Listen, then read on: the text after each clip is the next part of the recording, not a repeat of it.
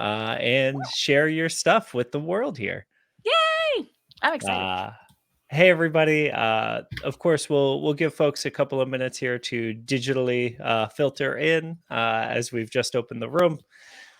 In true Dragon Con style, we will not kick the panel off right away. Because it's always so awkward, right? When you're at the con and like the doors open and then the panel starts like right there, Yeah. It's a lot. And I don't want to do that to people, Especially Try on to Sunday be, morning. especially Sunday morning. They're still recovering. Yeah. We got that illustrious Sunday morning first window slot here, Swan. Yeah, so either you called it a really early night or you're still awake from last night. So either way. Well, I heard everyone that's on a panel at that time is like fighting to be on that panel, because it's such a great spot for everyone, and everyone's so ready, audience and performer alike. And so, I'm glad that we're on it like that. That's pretty cool. Heck yeah. Sweet. But yeah, so how has your weekend been? Weekend has been good. It has been my first weekend off from work outside of the housework in about a month. So I've been working on my own art. I've been updating my Etsy page. I ordered a whole bunch of new stickers because Sticker Mule ran another sale. So I'm excited, but it's been nice. Also, I just went out and got some sunshine yesterday, which was delightful because I haven't done that in a while. They're finally bringing that up to the cold north there? They gave us a little bit of a taste, and then it's cloudy and rainy today. So they're like, now, let's not get too excited there, upstate New York. Calm. Be calm. But that feels right. But it's getting, for me, just the way that it works with my house and where I keep it, it's almost time to get my motorcycle out. So I'm very excited about that. Yes. So, yeah. That's the happy. That's the happy of this early spring season. Heck yeah. I love that. So as you know, I've got the electric motorcycle on order. We just found out that the seats are going to be softer than the pre-production model was, because that apparently was like a big gripe from everybody, is that the seat was so thin that it sucked. And so they added extra padding into the seat, and then also they put in passenger foot pegs so that it's not just a one-person bike anymore. That's nice. Yeah, it's funny, the little things that I'm really excited about, right? The ability to ride two people on this motorcycle. Yeah. But at the same time, it's going to be perfect for commuting to and from work and commuting to the soccer matches at the new stadium, which is 3 miles from my house. Oh my God, that's so good. That's it's literally perfect. Also, again, you're in a much better climate for being able to ride all the time. Yeah, I'm very excited. That is so great. I'm so excited for you. And so, all right, it's been about 4 minutes here. I'm gonna go ahead and kick us off on the show on the official DragonCon Digital Media Track panel here, the DragonCon Digital Media Track Creator Spotlight, a new bi-weekly feature on the Twitch channel here. We're so excited to have everybody here as we start to build some hype for DragonCon 2021.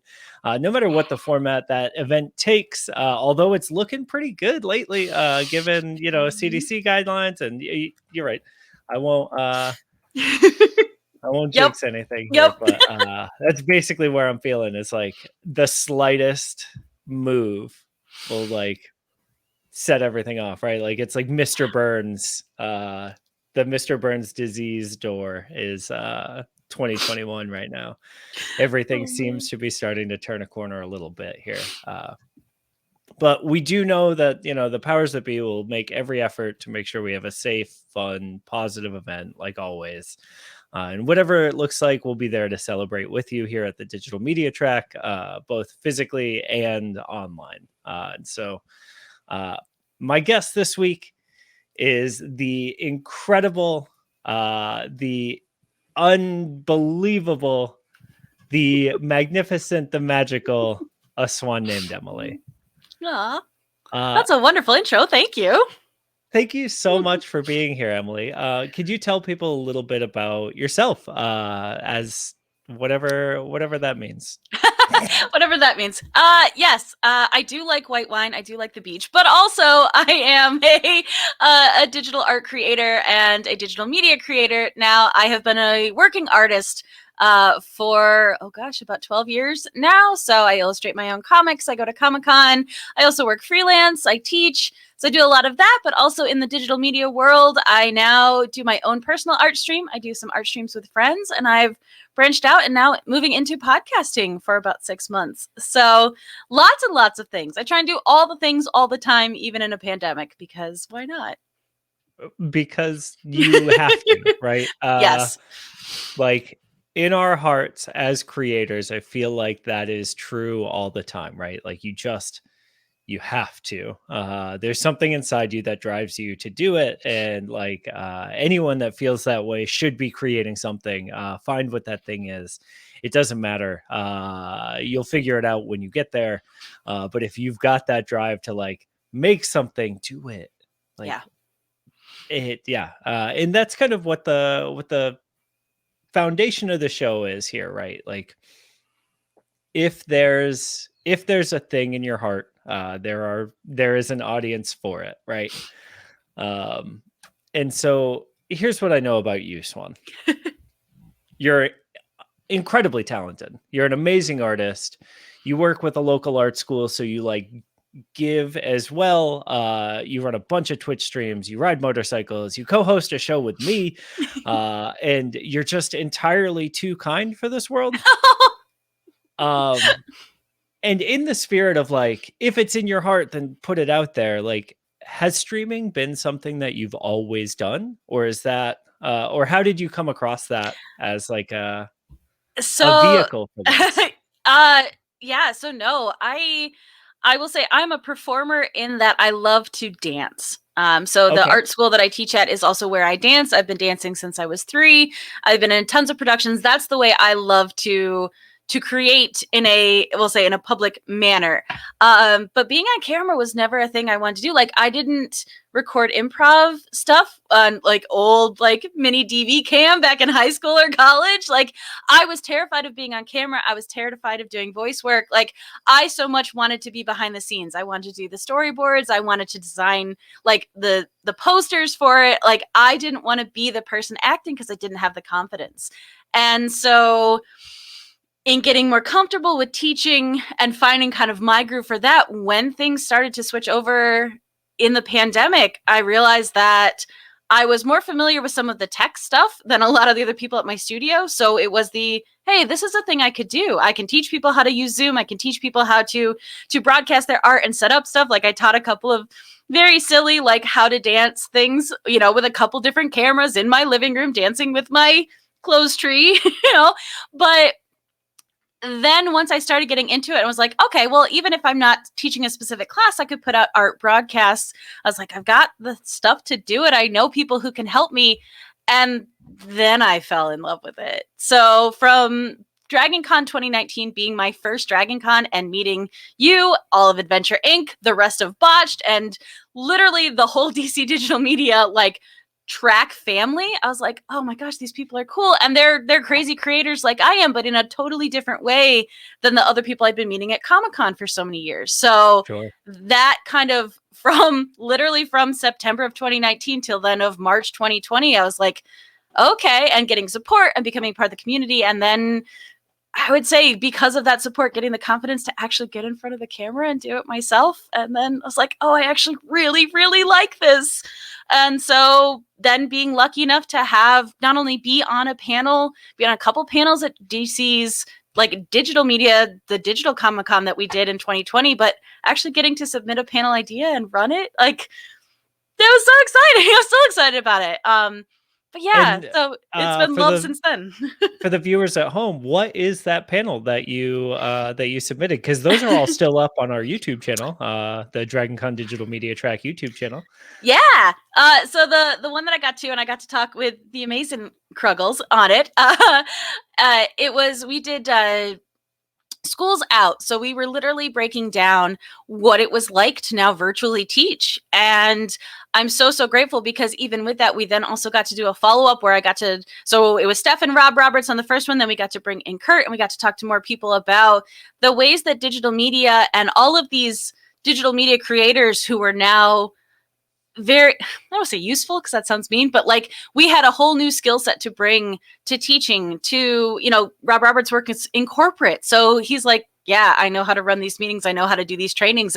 But it was a fascinating thing. And while there are incredible challenges, especially relating to the teaching aspect and how I'm very happy to be back in person teaching, there were benefits that were made aware to us, and it was the hope that the positive things, the positive takeaways from this means that we can evolve the way that we teach and the way that we reach our students because of what we were forced to do this year.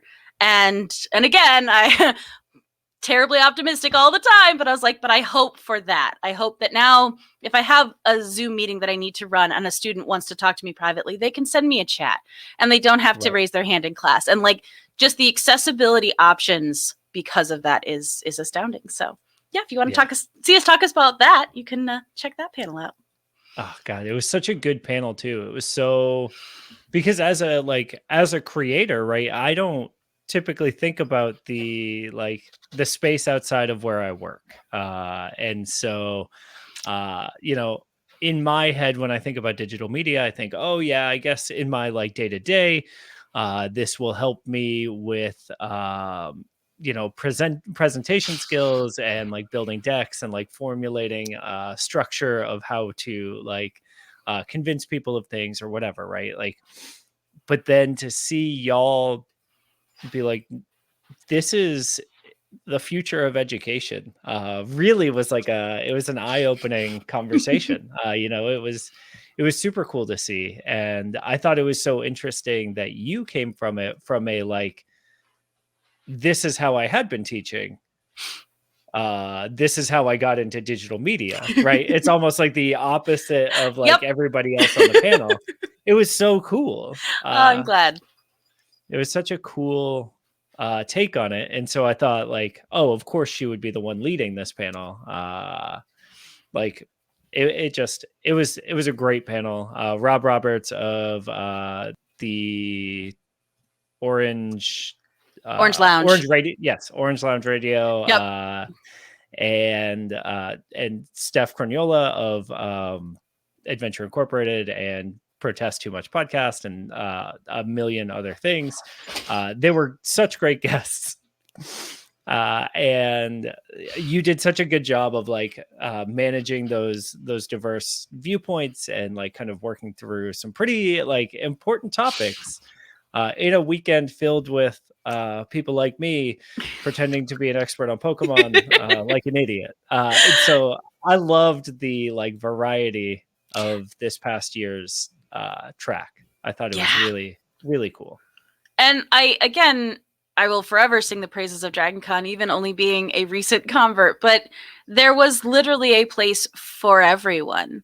I could bring a panel like that. I was like, hey, I know everyone's having a super fun time talking about nerdy stuff, but let's talk about school. And it was welcome. And we had a really great conversation. And again, I can't thank the people who were with me enough on that, because I was so nervous and I had extensive notes and I had backup notes, because if I forgot what I wanted to talk about, I had them there, because I was so afraid that I was going to mess up on this thing that was really important to me. So having it go well was just wonderful. So you're the type of creator then who kind of likes a bit of structure to your presentations, I guess, or your yes. your experience. Yeah, cool. I think it's because I didn't come from an improv background. Sure. In acting or even in dance. as a kid, making up your own dances, totally freeing, super fun. As an adult now, it is super stressful. And she's like, yeah, just improv. I'm like, no, no, What tell me what feels to do. good? Like, nothing. I just want to lay on the ground. Nothing feels good right now. So yeah, so even if it's going to be like a casual conversation, like I still want to have just a little bit of notes, just a little bit of stuff, just so that in case my mind goes completely blank, which it does sometimes, I can get myself back on track.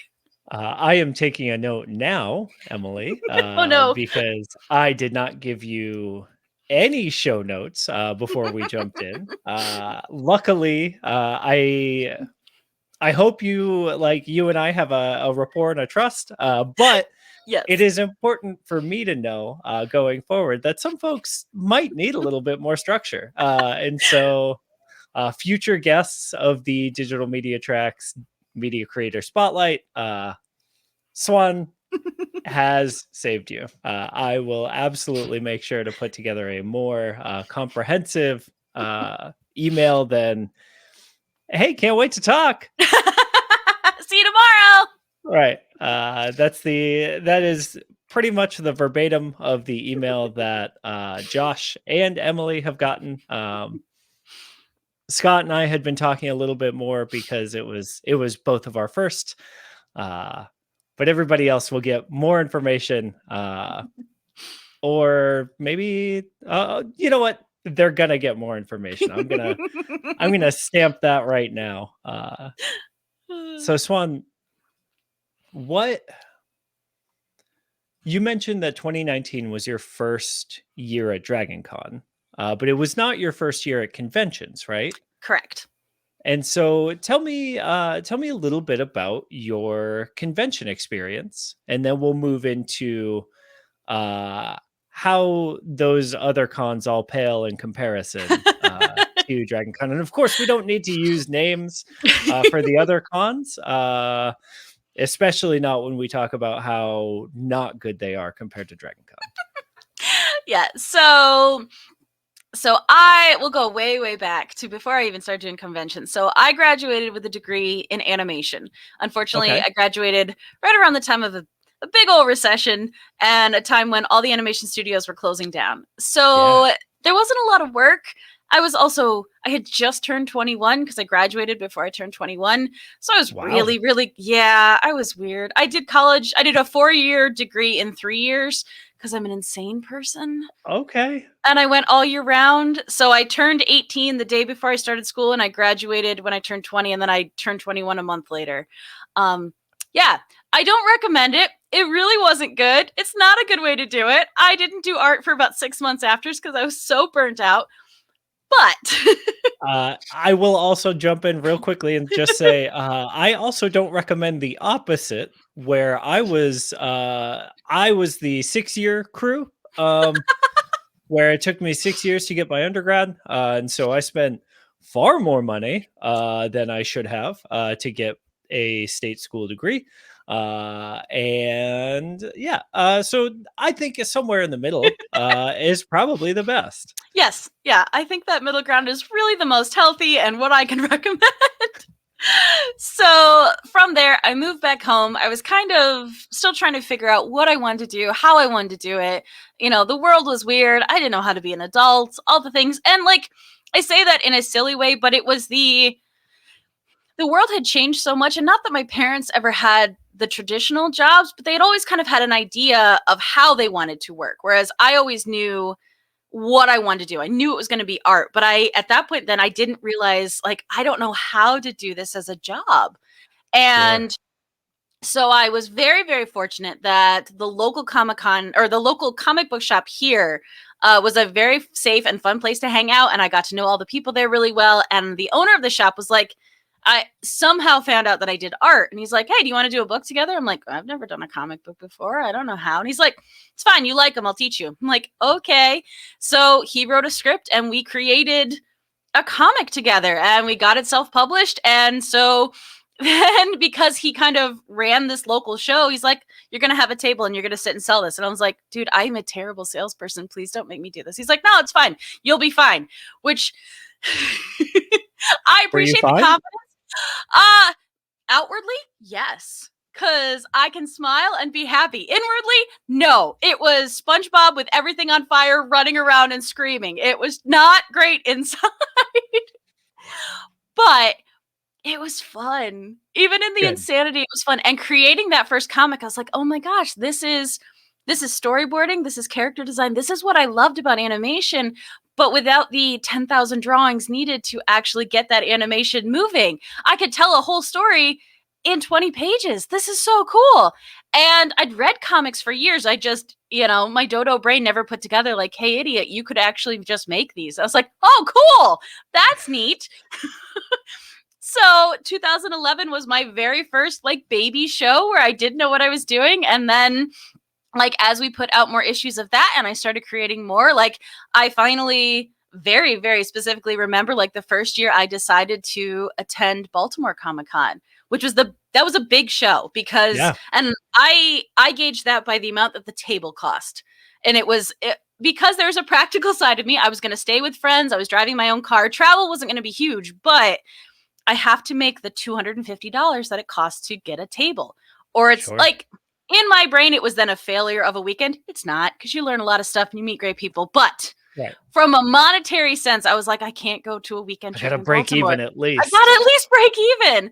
I like that you didn't even include the gas, like to and from. You're like, nah, that's a sunk cost. Forget it. Yep. Any of the other things, food, whatever. Nope. All sunk costs. Just the table cost. Yeah. Smart. Yep. And I was like, my justification for so many of those early shows was, I was like, all right, so I'm going to go and stay with my friends. These are people that I already would go and spend a weekend with. Sure. So, nope. If everything goes terribly wrong, I got to see my friends, and that's a win. So we'll hang on to that. But that show ended up being incredible. And I forever will be so thankful to the universe because I got placed next to an incredible woman who is an incredible writer who I'm still friends with to this day. She got me into the group that publishes the anthology. So I have published work because of her and the connections I met there. I have lifelong friends since that show, all because I was able to get my butt to Baltimore and try it. And I ended up breaking even. So like, that's awesome. Double win. Double win. So, and I think from there, like, even though, again, as you can attest, you've been through convention weekends, like it's exhausting and you're so tired by the end of it. And yet you are full to the brim with creative energy and excitement. And all you want to do is go and create. And even though I still had a 5-hour drive home and was so tired, I was like, but I have all these new ideas and all this new product that I want to make. And it's been going since then. And I love it more. And I have figured out things that work really well for me. And there's certain shows, we'll say like Dragon Con, where I choose not to work as a vendor at that show. So Dragon Con is that's a playground. That's the one where I get to go. I get to have fun. I get to network and meet all these incredible people, but I don't have that additional stress of having to run my table for those 5 days. Yeah, it's an interesting space, right? Because as a creator who like the thing that you create is mostly for like to be either bought or like otherwise attained for display, right? Through trade or whatever, however you want to do it. Like for me as a creator, the thing that I create is for like performance, right? And so that's it. Like going and being on panels to me is a working weekend, but like it's really interesting to hear as another creator for you, going and being on panels is like hanging out. So yeah, it's a totally different thing. Because again, like it's still, obviously, as I've said, I still prep, I still prepare, I still get the nervous entry, even for our local convention that we get like 5,000 people, which is a lot for this area. But I ran a panel on female creators, which I knew all of them. They're all amazing people. I was not worried that we were going to have good conversation, but because I was the moderator, like I wanted to make sure that I had a plan and that everybody got highlighted and all of this stuff. So like the nervous energy for that was there.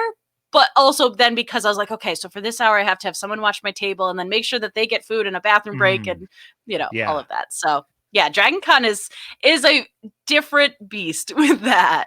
Yeah. I'm kicking around ideas in the back of my head. We'll talk offline. But yes. Moving into Dragon Con, tell me about your first. Oh my gosh. So much. So it's 2019. So I've literally been doing conventions at least 2 to 3 every year for 7 years, we'll say. Sure. I know how they work. I understand it. I know how tired I get. Like, I know all of these things. Like, I carry Cliff Bars because it's easy, cheap food, and you don't want to just eat fried food all weekend because we're old now and my stomach can't handle that. I was like, That's I need right. actual sustenance. And I have been guilty on more than one occasion of only subsisting on coffee. And then as I'm talking to customers, talking really, really fast because I'm just so excited to talk to them. And I'm just like, and the person sitting next to me is like, you need food because you're up here. You're scaring them. I'm like, Yeah. right. Okay. It's the Snickers commercials. Oh my God. It's so bad. Well, it was the chocolate covered espresso beans. Those are the ones that'll get you because you're not expecting it. Yeah. Anyways, so I knew those parts of it, but a regular convention, even as a vendor, runs, so if the convention's hours are 10 to 5, you're there from like 9 until maybe like 5:30. So it's a long day, but then you go home. Right. So that's what I'm or at least back to the hotel or back to the somewhere. hotel. Or if you're me, like home to work on commissions because you didn't finish them during the day and the person's picking them up tomorrow, all these things. So I'm like, okay. And I'm vaguely aware that Dragon Con isn't totally like that, but I haven't done a ton of research because why? At this point, I was like, it's too far. Like, I can't fly with all my art. So blah, blah, blah.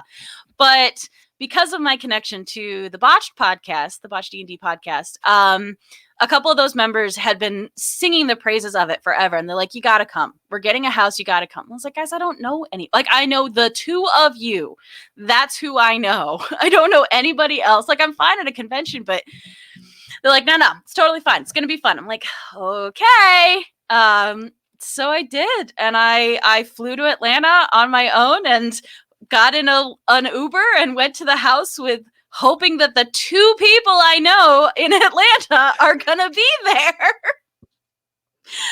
I don't know why. I really thought you were gonna say limo. Like, I flew to Atlanta on my own. I got in the limo. I wish I was that cool. And it drove me to Botched.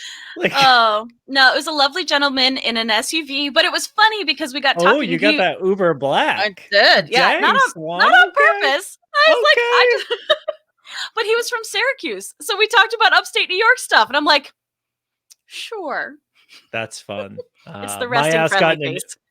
My ass got in an Uber pool with 16 other people crammed in the back of a Toyota Corolla. Steph was on my lap. A man we didn't know was on her lap. All of our luggage. It's like a clown car. They dropped us off at a Waffle House. Guy looked at me and said, "It's close enough." We said, "Okay." Oh gosh. Oh, that's amazing. VO by Kurt in chat says, "Never do Uber pool." Yeah, we learned. It only takes once. Oh gosh, that's too many. It's too many humans. Oh gosh. Yeah. So next year we're flying in with you, Swan. We're getting in the limo. Getting in the limo. It's much nicer. There's a lot of legroom. I don't need much legroom, but there's a lot of legroom. Oh God. Yeah. So I rolled up and I made it to the Botched house, and it was funny because I flew with just a backpack and then like an extra like purse carry-on. And so the Botched boys had ordered more t-shirts and I took care of printing them. So in addition to all of my convention clothes, I had stuffed in all of the t-shirts that they had ordered to bring. So I had all of that as well that I'm then like unloading to them as I show up. And yeah. And then I was made aware that Dragon Con is 24 hours. And forever grateful for Mr. Tony P. Henderson because he gave the most sage advice. He's like, this is a marathon, not a sprint. Here's this. Here are the tools that I can give you. Go, be successful, get some sleep. And I was like, oh my gosh. Like, I went to a concert at 2:00 in the morning. I was just like, I don't know what I'm doing, but I love all of this. This is incredible. Yeah. And it's so much more. And again, I love regular Comic-Con. I do. It's amazing. But they're very separate experiences because it's not just comics, it's games, it's fantasy, it's sci-fi, it's digital media, it's television, it's celebrities if you want them, it's toys and collectibles if you want them. And they're just buildings full of this, and there's panels running all the time, and there's an app where you can. I was unprepared. I was mentally unprepared for my first time at Dragon Con, but I loved it. I loved every minute of it. Yeah, So. we did that move where we tried to schedule out a whole day. And then like halfway through, we were like, this thing that isn't on the schedule sounds really cool. How do we do that? And like Tony P. Condad's voice came into our heads because we had just met him at the botched like kickoff party. Yep. The barbecue. Well, where I met you guys. Barbecue, the cookout. The cookout, yes. And his words, like almost like force ghosts, appeared before us. And he was like, "You can do whatever you want." And it was like, and it kind of unlocked the rest of the weekend for us, where we were able to figure that out like a lot better after that moment. But we picked like 2 big things that we wanted to do all weekend. And then everything else was like exploring and finding different things. And it was so cool. Yeah. Swan, did you make your way to the vendor hall during Dragon Con? I did. And so I have 2 questions about that. Okay. First, how glad were you to unload a bunch of your stuff from your backpack to the botched kids so that you had room to bring things home? So happy. There was so much space. Second question, how sad was your credit card statement at the end of the weekend?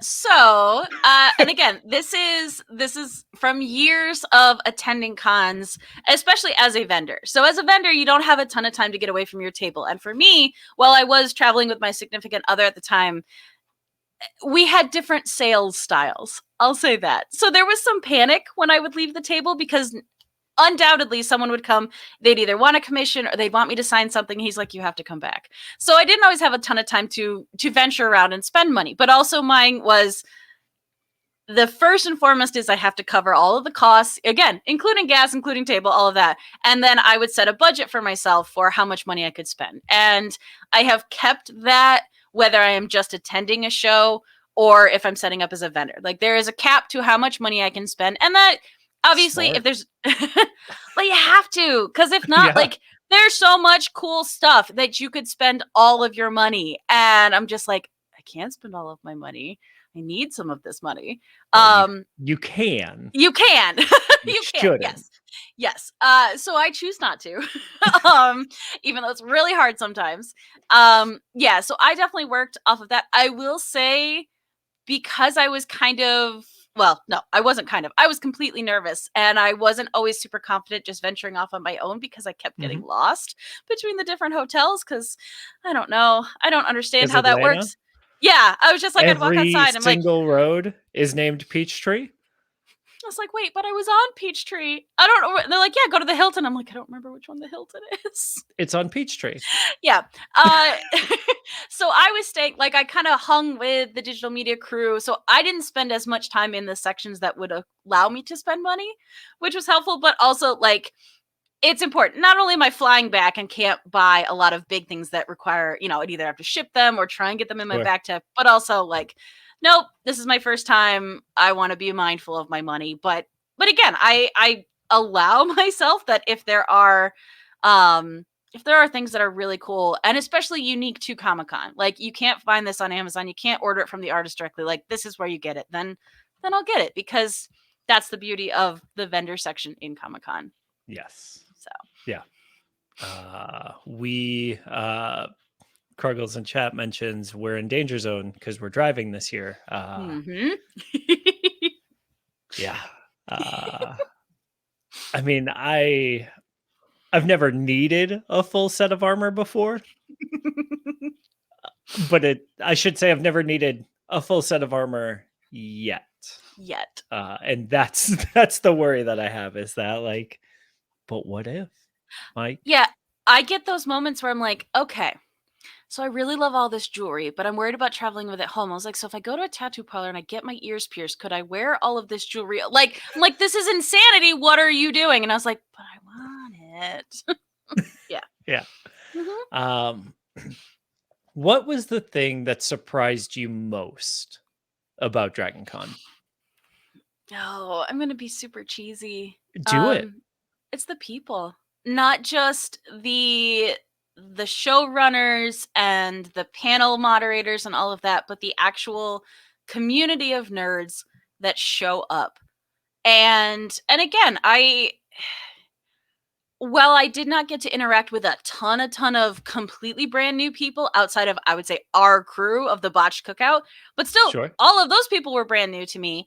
But there was such a different feeling and vibe of everybody who was at Dragon Con and walking around and interacting with people. And even in the busy sections, like I've been to San Diego, I've been to New York, I've interacted with some very intense Comic Con goers. And honestly, for the most part, a lot of them are really great. They really, really are. But there are some people who are on a mission when they're at Comic Con and they want to be in line and they want to meet the celebrity or they want to get this artist. And it's just a different feeling where this just felt like we're all on vacation and there's so much to do. Like, you're not on top of each other. Like, there's going to be big panels, there's going to be lines for certain things.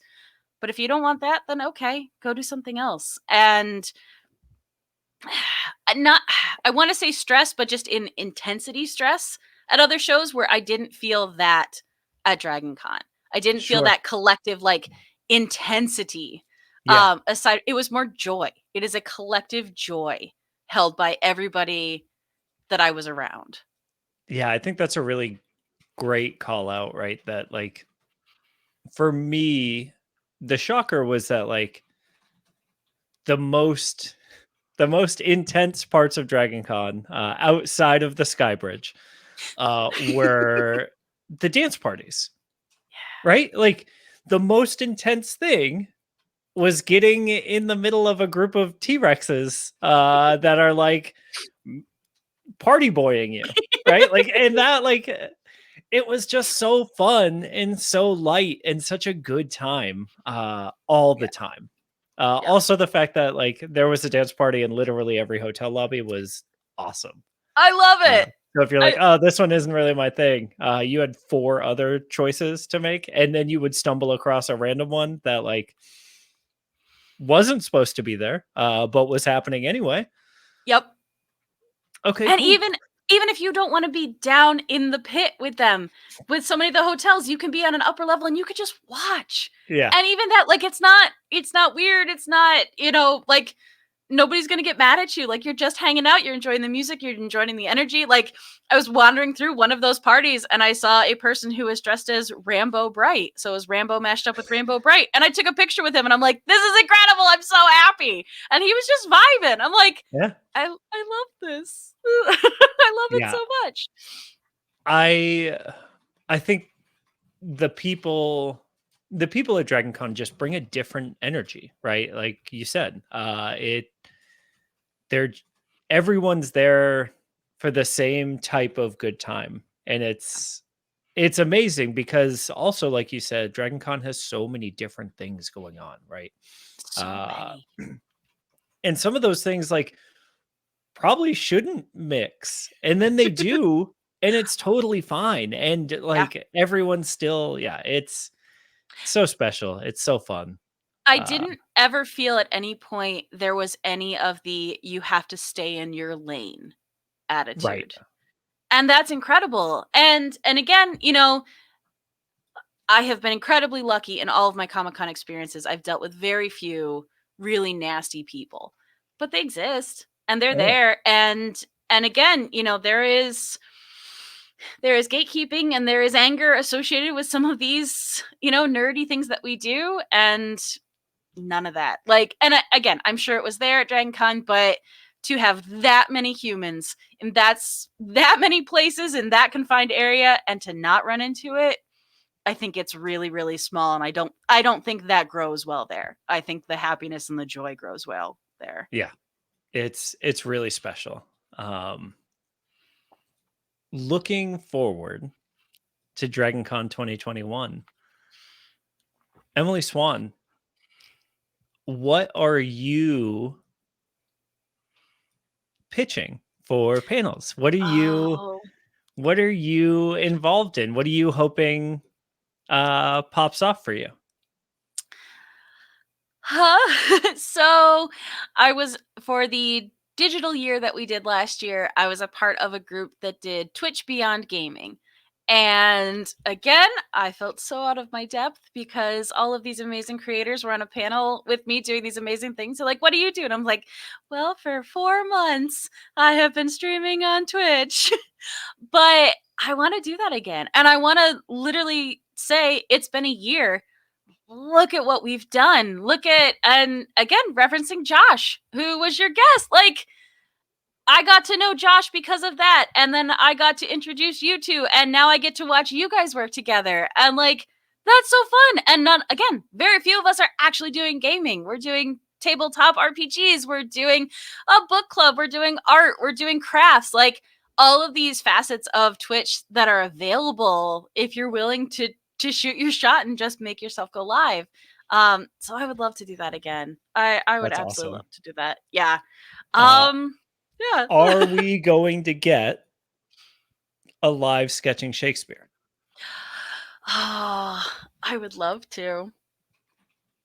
I'm just throwing it out there that if the digital media track won't take you, there is a whole Brit track as well for that. Oh. Sorry, I got a recommendation stuck in my throat there, and I just had to get it out. I would love that. I think that would be so fun. Yeah, I would do that. And yeah, we bring a creative way of doing Shakespeare. We'll shock them with our Americanness. Tell me more about that, Swan. So I'm so glad you brought that up. Sketching Shakespeare is something I have so much fun doing. I'm so excited. So this was a project hatched by the lovely Stephanie Conrolia. I can't say it. Conrola. I say it all the time, except for when I'm on live. But it's Kruggles and I. And so she brings me a piece of Shakespeare prose and explains it to me, which I super appreciate because I don't understand a lot of it. And then I get to illustrate a comic based on it. And it's super cool because I have not consumed a ton of Shakespeare visually. So I have free reign to design the characters, to design the interactions, how it strikes me when she's reading it to me, which I love. That's always been something I love, listening to someone. That's why I like audiobooks, that's why I like podcasts, because it lets my brain create while I'm listening, which I don't get as much when I'm reading. It's just a different, I'm sure, different parts of my brain. So as she's talking, and Steph brings this amazing excitement to it, so you can't help but be excited. And her depth of knowledge, so if I have questions, if I don't understand them, usually, honestly, even before I ask something, she's explaining to me like why this is this way or that. And it's perfect because then I get to build the scene just how I see it in my head. And we've had some amazing conversations then because of it, either what I've brought in the art that wasn't expected, or even just like, oh my gosh, I love this scene and I love the idea behind it. And there's so many different ways you can play it. And yeah, so it is once a month on Sundays on my Twitch channel, just right down there. So yeah, we've actually got one coming up this next Sunday. But yeah, and if you want to catch them, if you don't catch them live, they all move over to my YouTube, which if you search for aSwanNamedEmily, you'll find the YouTube thing. But yeah, they're super fun. And even Mr. Mike Ellison was a guest on one of them, which was a super fun episode. I had so much fun on that one. Yeah. For you Shakespeare nerds in the audience, we did a scene from Much Ado About Nothing. The big Beatrice and Benedict kill Claudio scene, and Swan's take on it. Swan, it was so cool. She decided it was like James Bondy kind of like, and it just looked so sick, and like the whole feel was so awesome. And it's funny because my favorite thing that you did with sketching Shakespeare is the Tempest scene that you Our very worked on, first. Yeah. where it like wow took that scene in such a different way than it's presented in the text, but also like still worked, and it Yeah. was so cool and so like powerful in a completely different way. It was very fun. I highly recommend folks check out that stream. It's so so so good.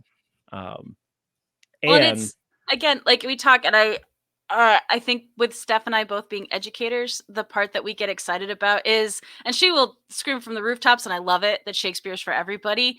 And from someone who has been intimidated by Shakespeare for so long because I didn't understand it, to have it made accessible to me, like I get super excited about it. Like I've never been this excited about Shakespeare. So to maybe have that happen for somebody else and have it happen through comics, like it's a win. It's a net win for me, top to bottom.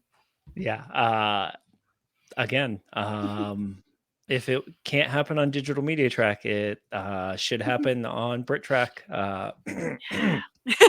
Sorry, jeez, Just I'm nearing the bottom of my coffee, and I still got suggestions stuck in my throat. I don't know what's going on.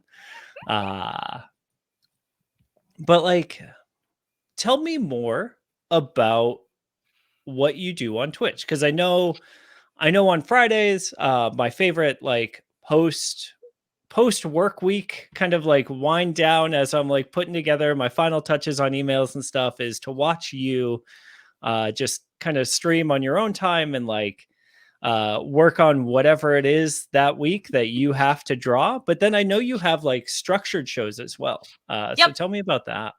yep. So I'll say I have loved him forever. Sorry, hang on. There's a spider on my desk. Is that who you've loved forever? Well, not anymore because I killed him with my love. I'm sorry.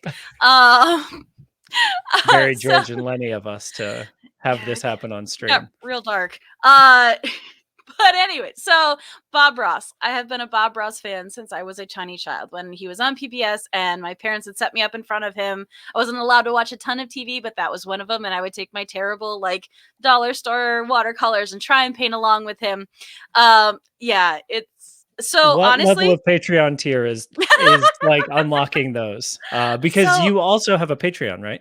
I do have a Patreon. Yep, patreon.com/aSwanNamedEmily. Pretty much anywhere if you want to find me, it's a swan named Emily. Yeah, so the easel you can see in the back of this, because I was getting so into art, my dad made that for me, and it's still got like little like watercolor paints on it from little Emily. Yeah, it's ridiculously cute, and I love it. So I know. I'm What very, I very also lucky. love is you've never had to change the size of it. Nope, nope, still fits. Mhm. Yeah. No, I No wish. leg extensions needed. No nothing. Just Nope. Before I could stand at it, now I just sit on a stool. Exactly the same. Yeah. Yeah. I had such great hopes for great height, and it just never happened. But that's okay. somehow you So can still dunk. It's amazing. right, right. Charles is like, "What? You're like 6'4"?" I'm like, "Yes, Charles. Yes, I am." But so growing up watching Bob Ross's big thing was anybody can paint. Everybody can paint. Everybody should paint. Even if it's not your career, even if you're not making money on it, you should just do it. And I loved that. And I think I internalized that a lot, as you do when you're a kid and you're in your formative years. But when it came to my own stream, I wanted it to be like that. Now, I will never have the calming hair or presence of Bob Ross, but I wanted you to feel like you can come and hang out with me. And even if you don't like what you draw, you don't have to show me, but we can sit and we can draw together and we can chat and do that. And that's what I wanted. And honestly, from that, the other projects that I've started to work on in the structured art shows came out of a selfishness of I want to work with my friends who are artists and I want to work with other creators. Like I want to do this, so you guys should come and do this thing with me. And that's where Doodle Crew came from. Where I was like, I miss being in college, stuck in an animation lab for 8 hours a day with my friends, where we're delirious with insanity because we've been scanning and taking pictures of our animations, which is only going to be 2 seconds, but we've drawn so many things. And I missed that. I missed the energy of having creative people around, even if you're not working on the same thing. Like just having someone be like, all right, why does his hand look so weird? What is wrong? Why? And they're like, oh, because you did this or did this. Or like, I have no idea. I'm like, I looked at the picture. Like, I miss that.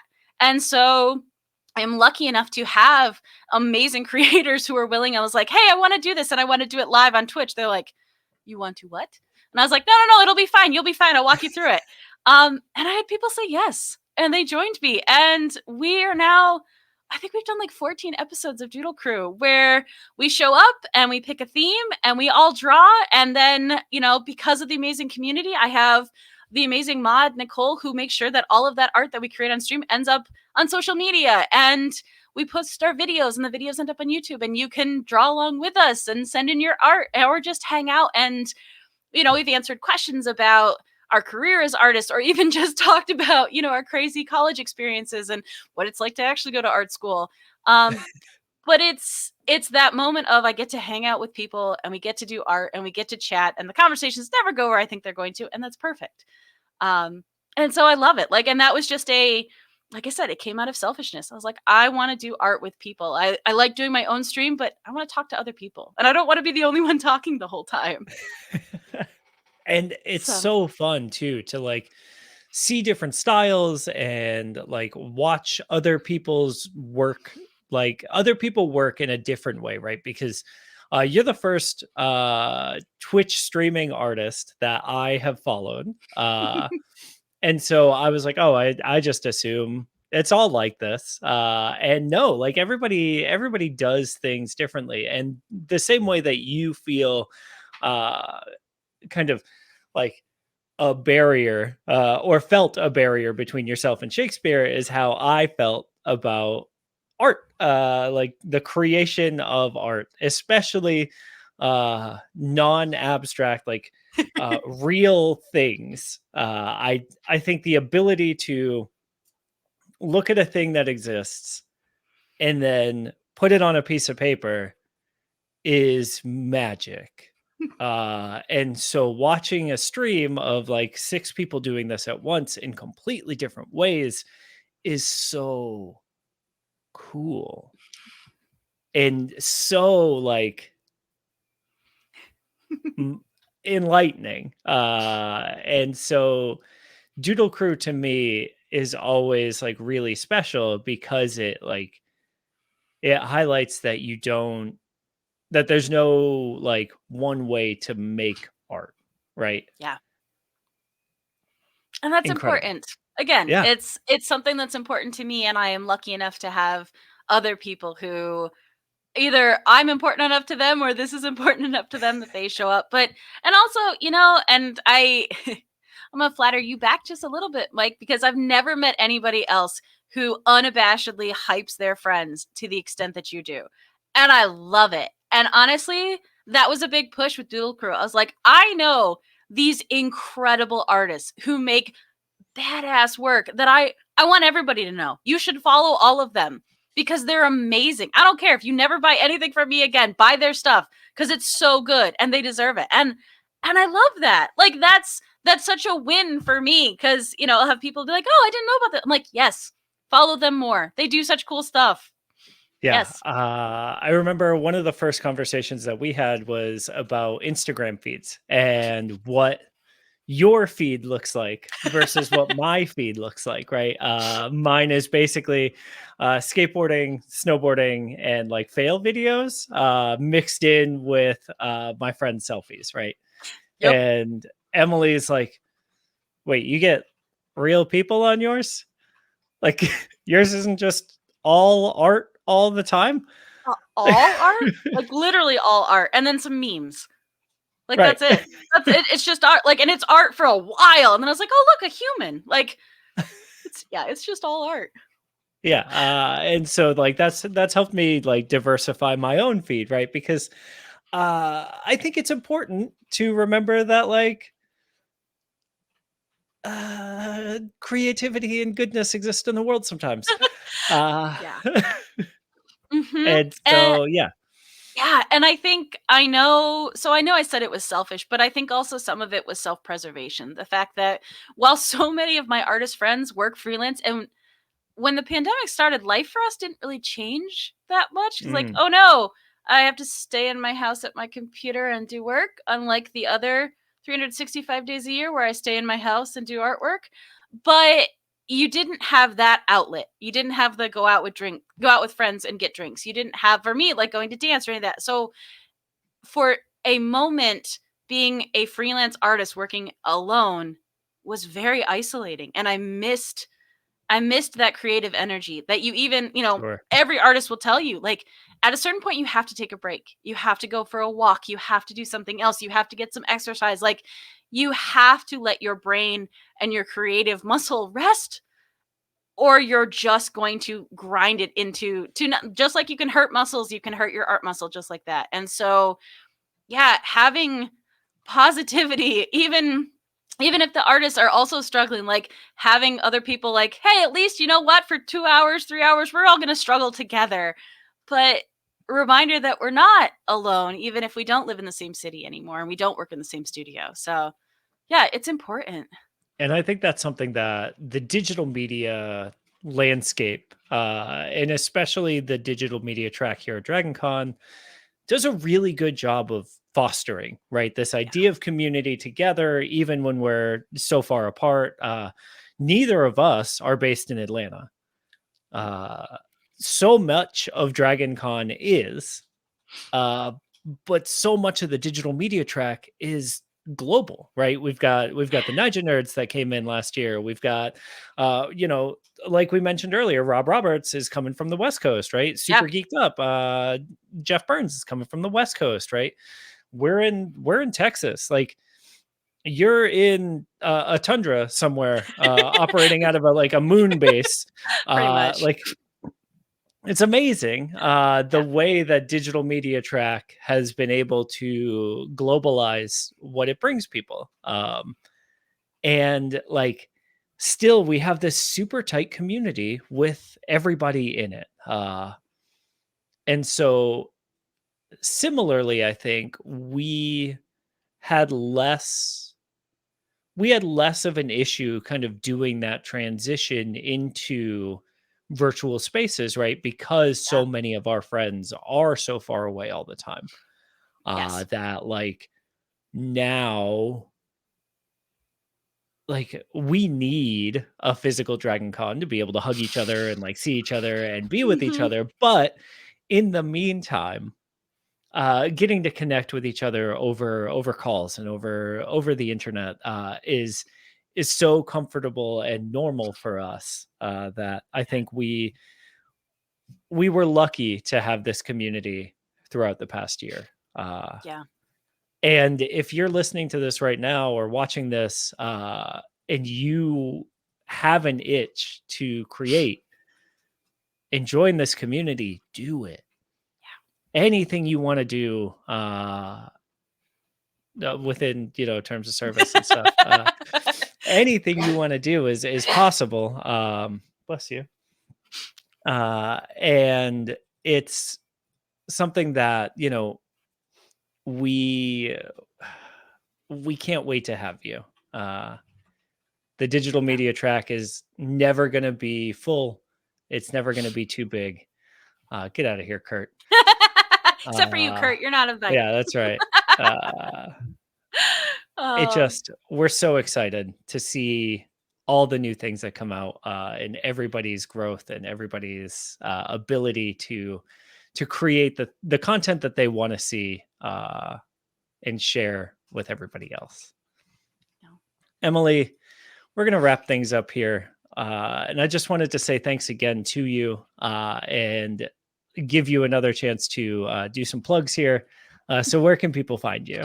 Well, thank you so much. That was so well said, Mike. I really appreciate it. This is super fun. I've been looking forward to this. So if you want to follow more of my stuff, I am across the internet: Twitch, Twitter, Instagram, Facebook, all the things at aSwanNamedEmily. Also Patreon. I'm working on possibly putting in a tier or something to release some of my old artwork. So we'll say, yeah. So some of the high school stuff, some of the middle school stuff, some of the baby stuff. I've got a lot of it saved. So if you want to see that, or even, you know what, if there's other content you want to see from me, hit me up. I don't Give always her have your money. Do it. I want to see that baby paintings. Let's baby go. paintings. Yeah. So if you want to see more of the streams that I'm doing, definitely follow twitch.tv/aSwanNamedEmily. That's where Sketching Shakespeare is. That's where Doodle Crew is. Everything gets moved over to my YouTube once I'm done with that. So yeah, also, hey, if you want to do art, come and do art with me. But yeah, this is so much fun. And super, super exciting. Kind of a new thing that's happening. If you want to see Mike and I talk to each other some more with two other amazing people, you should come and see us on Wednesday night. And we're evolving, just like a Pokemon. We're evolving into a new show. So In Addition Pod, which is a chat show I've been doing with Steph, is evolving into something new. So on Wednesday, we're going to launch the new version of that. So you should come and hang out with us Wednesday night. We will be joined by the inimitable Tony P. Henderson of Tony P. Oddcast fame, America's Next Top Podcaster competitor, and all around con mod boss. Best con mom. Best con mom. Best con mom 2019 for sure. Shout out to Tony P. Henderson. We'll be back in 2 weeks with Travis Tippins of the Fantasy Inn podcast. So tune in then. Swan, you had mentioned book clubs on the internet, Fantasy Inn podcast. If you had fun hanging out today, tell all your friends to check us out in a couple of weeks with their morning coffee. I had my cold brew today. I'm feeling pretty good. Share the VOD when it hits YouTube and invite everybody to follow up and follow the channel. As we get closer to DragonCon 2021, I'm sure we'll be doing more stuff to hype everybody up for the con. We really appreciate y'all taking the time with us this morning.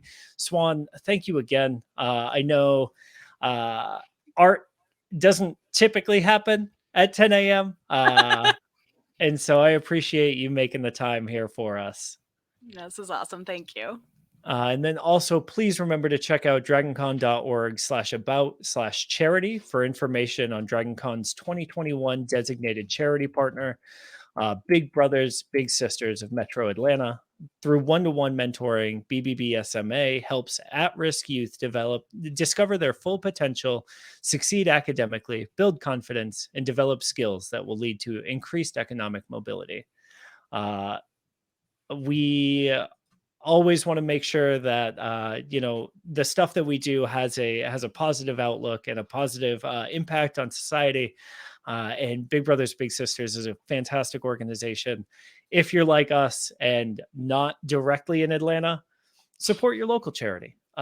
Or if you want to make DragonCon look really good, also support the the Metro Atlanta Big Brothers Big Sisters. Either way, do the thing. Thank you all so much. It's been a fantastic morning. Follow Swan at aSwanNamedEmily everywhere. And this has been me, Mike Ellison, at Future X Skeleton on Twitter. Let me know how you like the show. Hit up the digital media track. Tell our track director how much you appreciate me. I'd love to hear that kind of feedback. Thanks so much, everybody. Have a great rest of your Sunday.